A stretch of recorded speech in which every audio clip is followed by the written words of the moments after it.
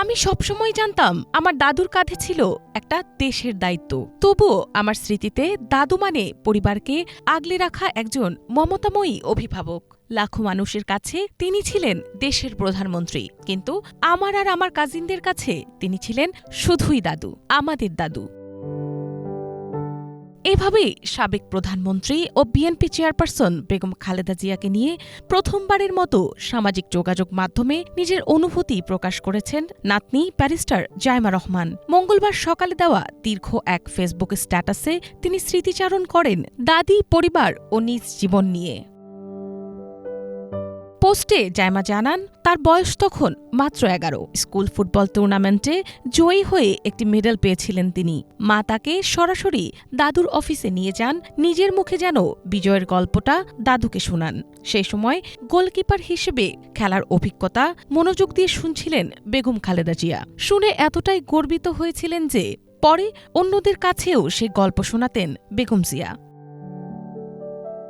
জায়মা আরও লেখেন, দাদু সবসময় নাতি নাতনিদের খেয়াল রাখতেন, সময় দিতেন, সাহস যোগাতেন। সেই ছোট ছোট মুহূর্ত থেকেই তিনি পেয়েছেন নেতৃত্বের প্রথম পাঠ, নম্রতা, আন্তরিকতা আর মন দিয়ে শোনার মানসিকতা।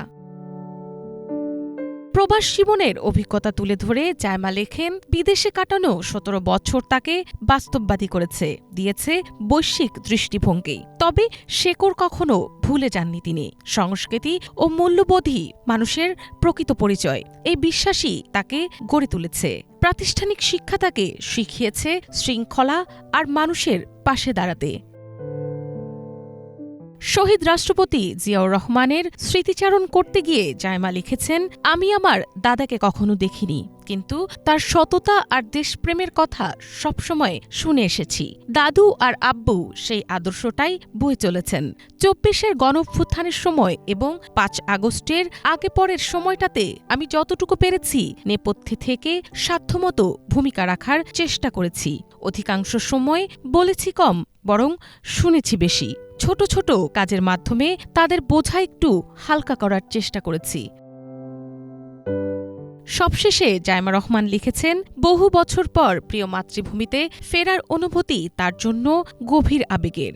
দেশে ফিরে দাদুর পাশে থাকতে, বাবাকে সহায়তা করতে এবং একজন দায়িত্বশীল নাগরিক হিসেবে দেশের জন্য কাজ করতে চান তিনি। মিনালা দিবা, বাংলা ভিশন, ঢাকা।